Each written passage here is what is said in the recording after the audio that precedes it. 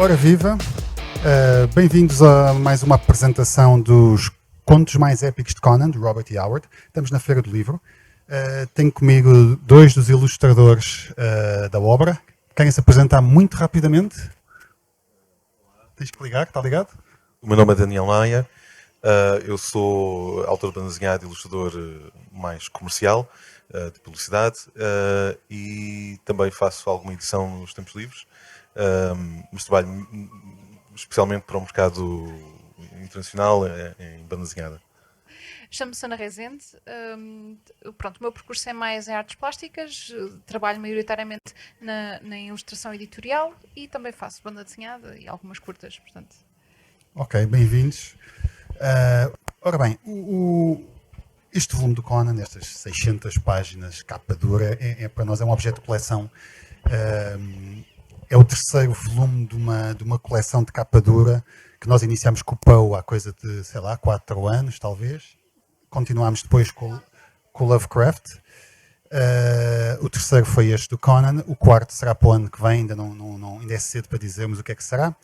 E em todas as obras temos tido o Bruno Caetano como coordenador dos ilustradores. Tem feito uma seleção de ilustradores nacionais. E estávamos há pouco, ainda hoje ele me dizia que já trabalhamos com 60 ilustradores diferentes desde o primeiro volume. Portanto, é uma média de 20 ilustradores novos. O que é espetacular. Um país pequenino, não há más ilustrações em nenhum dos 3 volumes, portanto, e de certeza que há muito mais ilustradores de qualidade, e no quarto volume, que sairá para o ano, se tudo correr bem, teremos mais ilustradores. Ora bem, porquê mais um volume do Conan, de Robert E. Howard? Não posso dizer que seja porque o Conan venda particularmente bem em Portugal. Nós já tínhamos publicado umas edições capa-mole. De brandos costumes, portanto, não alguém gosto. como o Conan. O Conan é muito explosivo e muito enérgico. Mas o George Martin depois vende muito bem e também não é brandos costumes. Mas tínhamos publicado 3 ou 4 volumes em capa mole e a nossa intenção era publicar a obra completa do Conan e não conseguimos, faltava um volume. As vendas foram caindo pouco a pouco. Mesmo assim foi uma realização de um sonho, porque é um dos meus autores favoritos, e eu costumo dizer que a seguir ao Tolkien, eu acho que foi o autor que mais influenciou a fantasia, porque a figura tradicional do bárbaro, que é bastante generalizada em toda a fantasia que existe, veio daqui. Ele criou o género Sword and Sorcery. Claro que o Tolkien, é um gigante diferente. Salvo erro, o Robert E. Howard, salvo erro, era considerado, dito o pai da Sword and fantasia épica, Sorcery. não é? É o pai da fantasia da Sword and Sorcery, aquela fantasia que é isto, é os feiticeiros, espadas, mas raparigas sempre um bocadinho vulneráveis, mas algumas com personalidade bem forte. E se pensarmos, isto foi escrito há 90 anos, continua cheio de ação, continua... Tu não tinhas ninguém em Portugal há 90 anos a escrever nada que se parecesse com isto. E se tu lês um autor de há 90 anos atrás, tu percebes que ele não escreveu hoje em dia. Enquanto que os contos do Conan, eles podiam ter sido escritos a semana passada. Especialmente tendo relido agora mais recentemente, porque é a primeira vez que eu leio os contos do Conan em português. E efetivamente a escrita continua super fresca, fértil de ideias, muito dinâmica. Alguns contos então podem ser perfeitamente decalcados para adaptações à televisão, ao cinema, porque tem todos aqueles ditos beats, não é? De ritmos aliás, eu não sei até que ponto é que ele não poderá ter até influenciado grande parte da fórmula narrativa aventureira. Eu tenho a certeza que sim. Por isso, realmente, eu sou da opinião que depois do Tolkien, e é pena não haver, não ser mais conhecido. O próprio Conan tem filmes, tem séries de televisão, tem desenhos animados, tem jogos de tabuleiro, tem imensos jogos de PlayStation e de computador, tem jogos de miniaturas, tem os role-playing games. Mas tu paras aí alguém na rua e perguntas: já ouviu falar do Robert E. Howard? Ninguém ouviu. É uma coisa de nicho, apesar de ele ter Bem, agora está no domínio público, portanto... Ora, como eu tinha dito há pouco, tivemos então 20 e tal ilustradores, 23 neste caso. Se calhar começava pelas senhoras. qual foi o conto que ilustraste? O que é que tu sentiste do teu conto? Porquê é que escolheste a ilustração que escolheste? E nós, como estamos a gravar isto e vamos pôr isto como um episódio especial do Bancast, nós depois vamos pôr a tua ilustração em grande, se calhar vamos fazer circular também as outras. Portanto, isto vai ser um bocadinho mais visual do que aqui. Mas queres falar um bocadinho? Qual foi o teu conto? Qual foi a cena que escolheste? Conhecias o Robert E. Howard? Sim, eu já conheci o Robert E. Howard, apesar de não ser uma... Eu conheço o Robert E. Howard pela literatura e pelas ilustrações do Frank Frazetta, basicamente, porque o meu background é pintura, portanto, ilustração, portanto, vamos pinturas do separar. Frazetta são uma espécie um bocadinho clássicos de... É um bocadinho incontornável. Pronto, um pormenor interessante dele é porque o Frank Frazetta nunca leu o Conan. Portanto, a própria interpretação que ele fez do Conan foi uma interpretação pessoal. Estava a dizer, a maior parte das pessoas não leu naquela altura, não é? E estamos a falar nos anos 80. E ele fez a sua própria interpretação. Portanto, é interessante. Isto se transformou na iconografia exatamente, oficial. E sem ele ter lido. É impressionante. Mas pronto, acabou por haver essa sincronicidade. Efetivamente, sim. E também sou da época dos filmes do Schwarzenegger. Portanto, confesso que não é uma coisa que... Não é um autor que eu tenha descoberto através da banda desenhada da Marvel. Portanto, só me lembro mesmo do Frank Frazetta. E porquê é que eu escolhi o conto? O conto, para já, eu não gosto de contos muito longos, porque acaba por haverem várias fases, porque...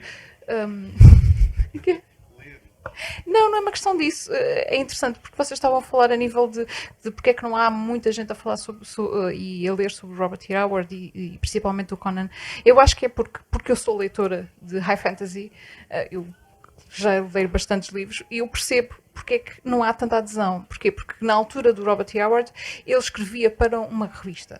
Portanto, a revista era periódica. Portanto, esse periódico ele tinha um limite de caracteres, portanto tinha que o fazer. E naquela altura era tudo muito descartável. E hoje em dia, quem entra no High Fantasy gosta de ler, gosta de entrar, gosta de se imergir dentro do universo. E o universo do Conan nem sequer é seguido. As próprias publicações dele foram contos completamente arbitrários. O Howard dizia que as histórias eram como o Conan já idoso a contar as aventuras aos pedaços, saltava para trás, saltava para a frente. Podia ser um miúdo, depois já no próximo conto já era o rei. Era rei, exatamente. Pronto, esse tipo de descontinuidade acaba por não ser muito apelativo para quem está, ou li, ou quem destas novas gerações. Sim, não é um romance, não é? Exatamente. E não é uma trilogia, que é aquela coisa horrível que inventaram para a fantasia. Yeah. Mas, obviamente que, por exemplo, estamos a falar maioritariamente dos álbuns, têm todos 3. Alguns têm 1, mas a maior parte têm 3. Muitos deles têm ainda mais volumes. Portanto, é uma catrefada deles, não é? Tu escolheste o conto que é os Patifes na Casa. Os Patifes na Casa. Eu achei interessante. Tinha várias... Eu tive muito pouco tempo na altura para escolher e foi aquele que me pareceu que fosse... Vi um bocadinho uma sinopse e pronto. Escolhi porque pareceu-me que tivesse algumas imagens icónicas. Quando eu faço um trabalho, eu tenho sempre o cuidado de ler o conto todo e ver quais são as cenas que são mais icónicas, aquelas que efetivamente pedem para serem ilustradas. Não passa muito pela minha própria preferência, apesar de obviamente que existe e quase imperceptivelmente nós acabamos por fazer aquilo que nós gostamos, mas no entanto eu acho que é sempre importante estarmos ao serviço do conto, neste caso o conto. E pronto, o momento que eu escolhi para fazer a ilustração é um momento mais épico, não é? Do gorila. Exatamente. É o momento desse conto, aliás, há muitas ilustrações na internet e é o momento. É um momento-chave. É um momento-chave. Existe um momento onde o Conan está também na prisão, que é basicamente no início do conto, que também é extremamente icónico, podia ser uma coisa bem trabalhada, porque o próprio Robert E. Howard faz-nos ver. Há muitos autores que não são visuais. Escrevem, podem criar uma atmosfera interessante, mas maioritariamente literária, não visual. E o Robert E. Howard tem isso, que visual, é bom. Ele estava um bocadinho à frente do tempo, não estava? Porque eu acho que sim. Honestamente, eu leio aqui o conto dele, um conto qualquer, e podia ter sido escrito hoje. Ninguém diz, isto está um bocadinho datado, mas tu pegas outros autores já há 90 anos. Sim. São ilegíveis. E tem uma coisa, porque ele consegue fazer em poucos caracteres aquilo que muitos dos autores que em 3 volumes não conseguem fazer, que é encher de aventura, encher de imagética, encher de personagens interessantes, com personalidade. Exatamente. E dá vontade de conhecer esta era iboriana, estes reinos. E eu sou um grande fã da Marvel, ok? Eu conheci o Conan miúdo na Marvel. Depois percebi que havia os contos e tive que ler em inglês, porque não havia em português. Até nós os publicarmos, acho que não havia nada em português. Pelo menos, não, se calhar havia algures, mas a obra em português não havia. E depois vieram os filmes, que eu não sou muito fã, mas também foram importantes para divulgar. E tu, Daniel, o teu conto é... O meu conto foi o Pregos Vermelhos. Esse é um conto muito... muito conhecido. Aliás, mal foi dado o tiro de partida para nós escolhermos os contos, eu disparei logo para esse porque a gente pode explicar como é que o Bruno faz. O Bruno envia para os ilustradores todos a lista dos contos. O primeiro a escolher está escolhido. Depois o mais preguiçoso fica com o conto que ninguém quis. Tipo, é o mesmo que atirar migalhas a um lago de peixe e tu vês aquele fervilhar de... Foste a primeira piranha, Pregos Vermelhos logo. Porque eu já era um dos meus contos favoritos. Sim, é um grande conto. Que, lá está, eu acho que é daqueles formulaicamente mais bem estruturados. Dos mais conhecidos dele. E, no entanto, é um dos mais atípicos, porque eu salvo erro, não quero mentir, mas salvo erro é capaz de ser um dos únicos, se não o único, que não se passa naqueles meandros iborianos onde o Conan circula. Portanto, este é o único conto onde ele vai mais para sul, para longe dos portos onde ele costuma habitar, das citadelas e tudo mais. E, curiosamente, é também mais uma vez, não tendo assim presente tudo, acho que é capaz de ser os contos onde ele demonstra uma faceta mais passional, porque é o único conto onde aparece a amada dele, a Valeriana. Valéria. Valeriana é o Valéria. Conan toma quando vai para a cama e não está com sono. Exatamente. Toma uma valerianazinha. A Valéria, e portanto ele faz, lá está, como tu dizias, apesar de ter sido escrita nos anos 30, não é? A postura do Conan é muito condigna para com a sua pretendida. Sim, sua favorita. E portanto ele começa o conto a salvá-la de perigos e a persegui-la para sul, enquanto ela fugia de uns exércitos, e depois então entra numa aventura mais feita de catacumbas e sortilégios e aqueles pontos mais típicos das aventuras dele. Sim, mas é um conto muito conhecido, é como aquele da rainha da Belit também, é um dos contos mais emblemáticos. E, há bocadinho estavas a falar não é um romance, é verdade, mas quando nós temos os contos todos alinhados, e temos aqui 600 páginas de contos, e não está a obra completa, eu gostaria muito de mais um ano ou dois, e fazer um segundo volume, os contos ainda mais épicos de Conan, e com mais 20 e tal ilustradores, e fazemos sim a obra completa, incluindo o único romance que ele escreveu, que é The Dragon's Hour, ou Hour of the Dragon, que é o maior conto, que acho que já é um romance, ou uma noveleta pelo menos. Tudo depende de como é que isto se vai comportar no mercado, mas era muito giro. Mas é uma experiência diferente quando se pega, não sei se tu já uma vez fizeste isto, pegar e ler 1, 2 contos, 3 contos, 4 contos, e começa a ganhar um corpo que é diferente de uma revista, como tu falavas, não é? Uma pulp que sai uma vez por mês, com 10 contos diferentes, e depois está lá um do Howard e outro do Lovecraft. Eu confesso que quando pego no Robert E. Howard, o Robert E. Howard funciona um bocadinho para lavar o palato. Eu faço vários, eu leio vários romances e volumes, e então, para lavar o palato, eu acabo por ouvir um bocadinho, porque eu ouço mais em audiobook, porque trabalho bastante, portanto, convém mais ouvir em audiobook. Estás a ouvir livros enquanto desenhas? Sim. E consegues estar atento à história? Consigo, dependendo do trabalho. Escrever enquanto estou a ouvir música, mas estar a ouvir um audiolivro enquanto estou a trabalhar não consigo. Consigo andar e ouvir um audiolivro. Eu acho que quando uma pessoa já tem um certo... Não é uma questão de idade, não é? Mas uma pessoa tem um certo anos de experiência. São as mulheres que conseguem fazer duas coisas.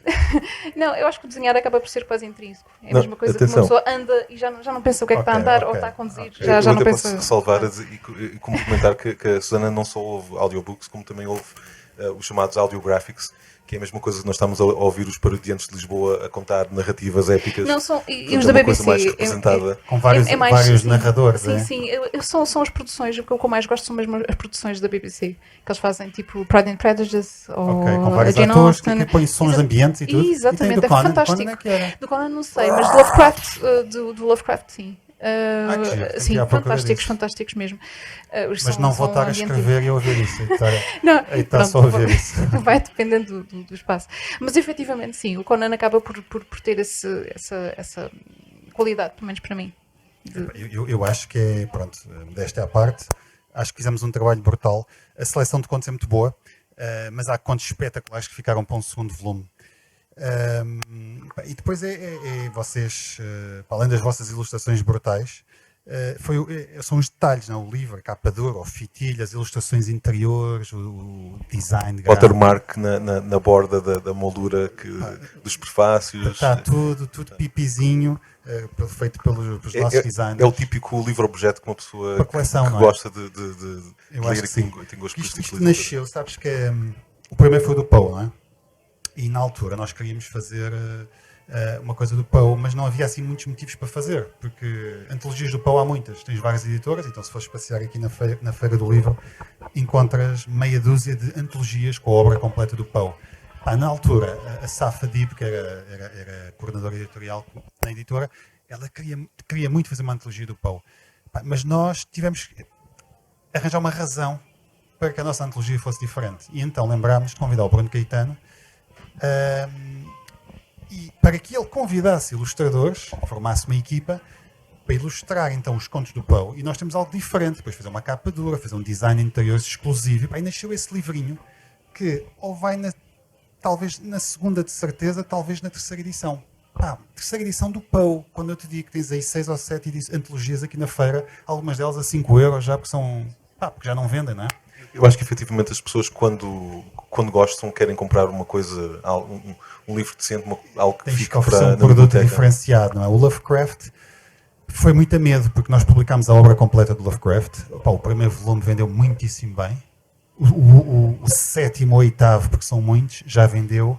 Sofre do problema de todas as séries, não é? Vai vendendo menos a cada volume, chegaste ao sétimo, oitavo e quase que já não se pagam, não é?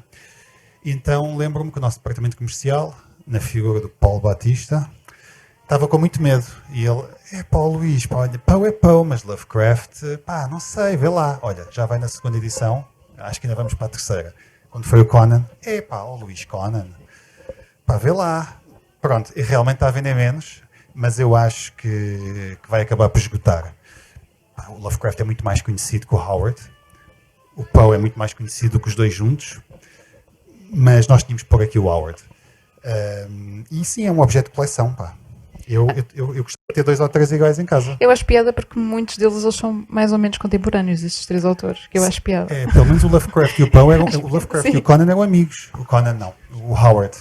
Sim. Eram amigos, trocavam muitas cartas e o Howard escreveu até um livrinho que nós já publicámos de contos Lovecraftianos. Contos com o Cthulhu-mitos, as monstruosidades que o Lovecraft tinha inventado, ele usou nos contos deles. Se não estou em erro, acho que eles permutavam personagens secundários de uma história, apareciam outros. Talvez. Os universos partilhados, que é uma coisa que eu acho muito engraçada e que eu fiz também no meu livro, que é convidar alguém para usar o meu universo e escrever. Acho isso tão giro. Mesmo no próprio universo ficcional do Howard, uma coisa que eu também gosto bastante dos personagens secundários da criação dele. Algo muito interessante é começar a perceber através de contos curtos. Eu, por acaso, ao contrário da Susana, até prefiro saborear o herói em incrementos. Portanto, nesta fase ele está a ser assalariado pelo rei no exército, naquele outro conto ele já é um salteador e por aí fora. Portanto, aquilo que é giro é perceber que existem uma série de conexões entre os próprios personagens que ele cria. Portanto, salvo erro, o Salomon Kane é suposto ser uma reencarnação do Cull. O Cull, que é outro, foi talvez a primeira personagem que ele criou, penso eu, Howard. Supostamente os homúnculos e os seres que depois... eu penso que é o Worms of the Earth, que é o conto posso estar equivocado, mas eu penso que é o conto o primeiro conto do Bran Mak Morn, o Picto, um guerreiro Picto. Esses seres que se confrontam com o herói são vá lá, derivações da queda da era iboriana. Ou seja, ele vai interligar os vários universos que tem como se fosse uma longa saga, não é, ao longo dos tempos. Ok, qual era a razão que tu davas para alguém chegar a uma livraria? Porque assim, estes livros não podem ser baratos. São grandes, são pesados, são de tiragens curtas, são obras de coleção, é verdade. E ninguém vai encontrar um Conan mais giro do que este, acho eu, em Portugal, e até lá fora não é muito fácil. Mas qual seria a razão para alguém dizer, deixa-me lá dar uma hipótese a este bárbaro, ao cimério? Bom, tenho que puxar a sardinha para a minha brasa, portanto, eu ia começar pelas ilustrações de todos os autores que colaboraram na edição, obviamente. E, para além disso, acho que é um bonito livro-objeto. Eu acho que, por isso, todo o carinho, e nota-se que é uma edição bonita, é uma edição com muito cuidado. E isso, eu acho que é uma mais-valia. É uma mais-valia, portanto, tem-se a literatura, que a literatura é sempre clássica, é sempre fantástico ler. Eu acho que para quem gosta de high fantasy é obrigatório ler o Tolkien e ler o Robert E. Howard, portanto, tem que fazer. São os pilares que sustentam. Eu acho que é os pilares que uma pessoa é? tem que nem que há muitos tropes e há muita coisa que depois os autores acabam por irem buscar. Mas o mais engraçado é que quem lê o Robert E. Howard e acaba por ver, mas eu já vi isto, depois, mas tem que pensar que ele é que impulsionou isto tudo. 90 anos. Exatamente. Portanto, aí o cerne da questão é que começa com ele, começa depois com o Tolkien. Portanto, é sempre um clássico, que é obrigatório. É obrigatório e para além do livro-objeto. Se o Tolkien, temos que agradecer ao Tolkien, sim, os elfos, sim, com a sua arte meia art deco, e os anões com as suas barbas e a vida lá das minas. O Conan o Robert E. Howard é o pai do bárbaro. Com o capacete, com os chifres. Eu acho que reflete um bocadinho a própria sociedade na altura, não é? Acaba por ser, quer dizer, o Robert E. Howard americano, não é? Americano, Far West, no tudo Texas. Aquilo, no Texas, ali no meio dos bárbaros todos, quer dizer, faz sentido. Sim, e quer dizer, o Tolkien, obviamente, acaba por refletir um bocadinho de 800 anos de uma civilização, não é? É diferente. Nada a ver. E tu, qual seria assim, se calhar parecido, não é? Eu por acaso vou discordar de ti, Luís, porque eu não acho que o livro seja em nada caro para a oferta que encerra, porque eu acho que já a excelente curadoria dos contos justifica só por si a compra. O bónus que mencionaste das ilustrações, que acaba por fazer paralelamente uma apresentação de talentos nacionais do mundo da banda desenhada e da ilustração, não só de anteriores gerações, como também novos valores. Sim, o Bruno tem tido o cuidado de convidar pessoal que já trabalha para a Marvel, para a DC, e de campos diferentes. E para pessoal que está-se a estrear e nunca fez nada, mas que se esforçam e têm trabalhos notáveis. Até porque aqui fez-se uma coisa, desculpa só interromper, que não tínhamos feito nos outros dois. Foi um concurso. Exatamente. Isso é uma coisa caricata. Tu podes submeter o que quisesses. E digo-te, olha, a ideia era pôr uma ilustração. Acabámos por pôr duas, porque havia tantas bem giras, e de fora ficaram ainda mais 2 ou 3 muito boas. Boa. Não, eu acho que, aliás, ainda bem que vocês estão a fazer as exposições itinerantes. Elas vão estar por aí na FNAC. Exato. Acho que salvo agora no Porto. Mas para além de tudo isso, eu acho que o principal motivo da compra é pelo personagem, portanto o Conan é o está barato. vamos aumentar o preço disto. O Conan é o original bad boy, não é? Se uma pessoa hoje em dia consegue a qualquer esquina encontrar fãs do Wolverine, do Khal Drogo, quer dizer, são os meninos. O Conan não é senão o original. Vocês sabiam que o Conan foi inspiração para o He-Man dos Masters of the Universe? Espetáculo, não é? Porque a salvar foi por uma questão de licenciamento que a Marvel queria adaptar o Conan, mas estava incerto. Eu lembro de visto num programa da Netflix sobre os brinquedos da nossa... que nos fizeram, da nossa juventude, anos 80, não é? E então puseram uma cabeleira loira pelos ombros e lá vai. Agora não se chama Conan, chama-se He-Man. O Conan não dá lições de moral para a pequenada como ao He-Man, não é? Mas pronto. Ok. Epá, pronto, olha, eu gostei muito de vos ter aqui. Muito obrigado pela vossa colaboração. Ficaram 2 ilustrações espetaculares. Gosto muito de ambas. Gosto muito de todas. São estilos muito diferentes. Temos aqui pessoal que ilustra com estilo quase cartoon. Epá, e depois pessoal que faz um hiperrealismo. Pessoal que desenha mesmo naquele traço que podia ser da Marvel. Outros que desenham com traço parece o Gru, aquela paródia do Conan. Epá, o Bruno teve esse cuidado, diversificar ao máximo os estilos, tudo a preto e branco, não é? Epá, eu concordo contigo. O livro está caro quando comparado com um livro com metade do tamanho de capa mole. Quando pensas que é um livro de capa dura, de coleção, pá, de fitilho, com esta qualidade, sim, sem dúvida que não é um livro caro. É um livro para colecionar e para guardar. Fundamentalmente, se comparem também o Poe e o Lovecraft. Eu recomendo a trilogia, já agora. Epá, e para o ano teremos um quarto, que ainda é cedo para divulgar o tema, mas também vai ser uma série muito gira. E pronto, não sei se querem fazer algum anúncio do que é que andam a fazer antes de nos despedirmos. Fala tu. O que é que tens? Susana, eu vou falar da Susana. Não. Começa tu. A Susana está a desenvolver também um projeto sobre a mitologia portuguesa, ilustrada. Sim, isso vai ser mais para a frente. Neste momento vou lançar, porque eu estou mais a nível de ilustração gráfica, trabalho para uma editora nacional, que faz uns projetos muito interessantes. Portanto, os projetos que eu agora tenho lançado é mais a nível de baralho de cartas. Okay. Customizados, mesmo, são baralhos de coleção. Giro. O próximo baralho de coleção vai ser baseado nos provérbios portugueses, com animais. Portanto, vai ser lançado agora em outubro, se eu não me engano. Já a editora, que é a editora Apenas okay. Livros, tem vários outros baralhos de cartas com xilografura portuguesa, tem muita coisa, sempre com o teor de puxar um bocadinho do que é português, o que é que nós temos de bom para partilhar. E pronto, os baralhos de cartas. E no meio dessas cartinhas amorosas fizeste o Conan o Bárbaro matar um gorila. É verdade. Mudou um bocadinho o tom. Eu estou prestes a publicar um álbum de banda desenhada de intriga e espionagem passado em Portugal durante a altura do Estado Novo. Neste momento estou a desenvolver um outro álbum de banda desenhada sobre a história da Malaposta, a propósito agora do 5º centenário da instalação dos Correios em Portugal. E tenho algumas perspectivas para banda desenhada a seguir, também no mercado americano. Ok, boa. Pronto, internacionais, portanto. Pronto, olha, nós agradecemos a todos os que estiveram aqui pela feira, ao pessoal que for ver isto por casa. Nós vamos colocar isto como um episódio especial do Bancast, para ficar imortalizado nesse podcast da Revista Bang. Espero que vocês também gostem da Revista Bang.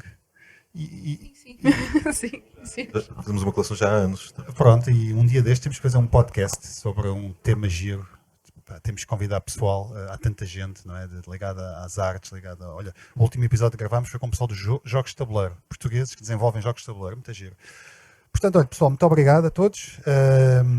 Caso estejam a ver isto no podcast, não se esqueçam, façam-nos essa ajuda, como diz o meu filho, carrega no sininho, partilha, clica like, ele é o que dá o meu filho de ver podcasts brasileiros, depois põe-se lá assim em casa. Portanto, muito obrigado e boas leituras. Obrigado.